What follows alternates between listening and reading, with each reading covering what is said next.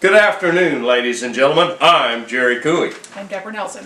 And once again, we welcome you to Santa Rosa Week Mediacom Channel 27 every Saturday, 4:30 to 5. Deborah, our show about Florida's Great Northwest has picked up quite a few hits. Yes. It seems to be going kind of mini viral. The reporter, Matt Dixon, of course, took an interest in what we were doing, and he put it on the papers on his blog. This was the Northwest Florida Daily News. Yeah, there was no other paper that in this area that was aware of this. The show was, bringing sunshine. Speaking of sunshine, now I know you will interpret this a different way. Went to the Chinese restaurant there in Milton, had lunch, broke open the fortune cookie. Yes. And it said that I will be bringing sunshine to many people. I hope you kept that. Oh, of course, we all got a big laugh out of that. You think I'm, mean and hard. No, and all I think that. you're a ray of sunshine. Yeah, I knew you would have a different interpretation of that.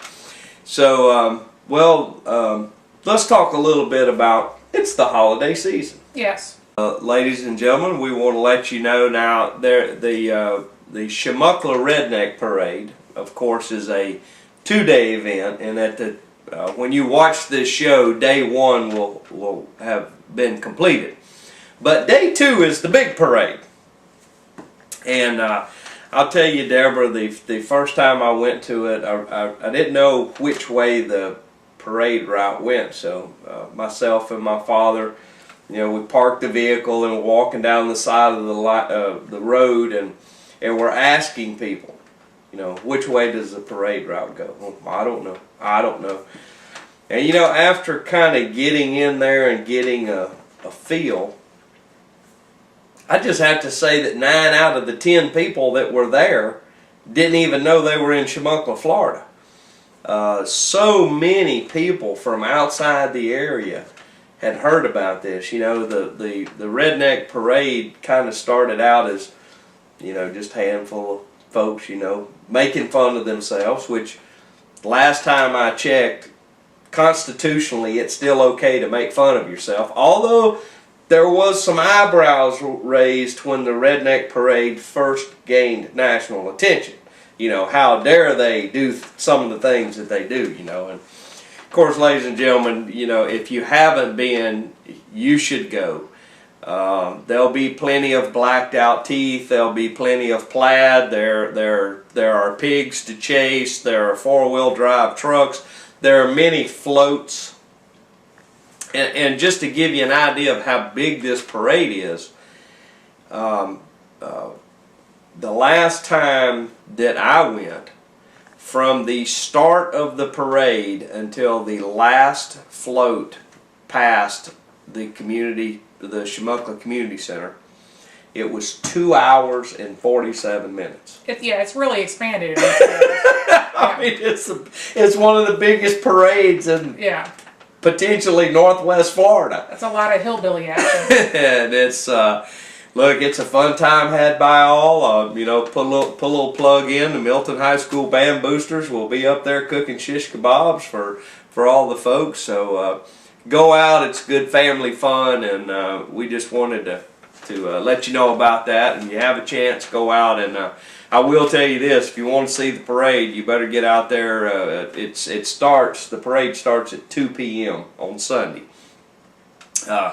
You better plan on getting there as early as possible and getting a seat. But I think it'll be well worth your time. Now, Deborah, we had a little ugly situation from, gosh, I guess that was almost a year and a half ago. The Midway fire chief, and his comments and what happened to him is very much like how the state attorney handles things. The fact that he was outside at a massage parlor with very little clothing on, he didn't mean to do anything wrong. turned into a very ugly situation. But apparently, he has been fighting to maintain his credentials as a fire chief, and apparently, the courts have taken an interest in this, and it looks like that Chief Dittmer may lose his certification. So we don't know, but it certainly was an ugly chapter in fire department. Yay, Santa Rosa County. It just just one more example of an elected person who just does whatever they want to do and just thinks any.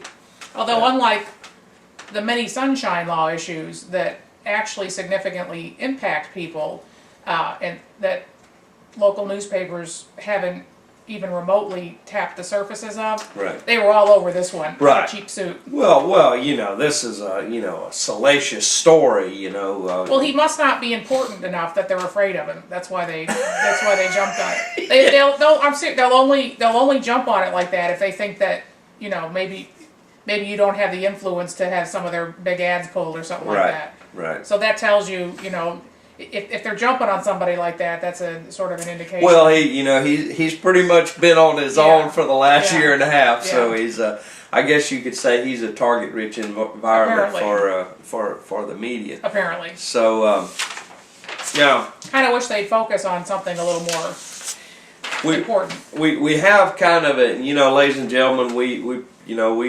certainly stray outside of Santa Rosa County from time to time.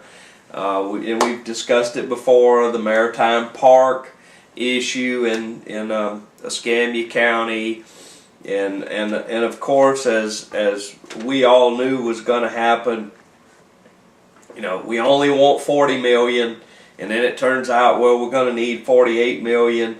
And then, well, if it's only 48 million, then we're going to have to cut the project by 2/3. We won't have enough money to do this and do that and do that. But that's just the actual face value of the bonds. That's not the interest they'll end up paying back. Is I'm guessing into 80, 90 million. The 90 million range. Yeah. And that's assuming the project does not overrun. That's a big assumption in today's government. Like every government project. Overrun. That's the bonuses. Those are written into. I think as a taxpayer, Deborah, one time I would like for somebody to stand up, at a press conference with a dozen microphones and an elected official step forward and say, "Ladies and gentlemen, we want to let you know we came in 10% under budget and 3 weeks ahead of schedule." Yeah, good luck with that. Well, the way it works is the companies, the firms who get all this largesse for these quote-unquote projects. If you look at where the campaign contributions come from, very often the names match. So it's here's an extra couple million, and then here's 50,000 that gets returned to the farmers. They burned up some $2.5 million just playing around with it, with the plan. Working where we the master plan. Yeah, the master plan. We gotta work on this and that and other. But anyhow, the focus of what we wanted to talk about, Marty Donovan, former city council person. The city of Pensacola does have a petition in their charter, in their government, and he was trying to get 5,700 people to sign it. Apparently fell short, i.e. that opens it up.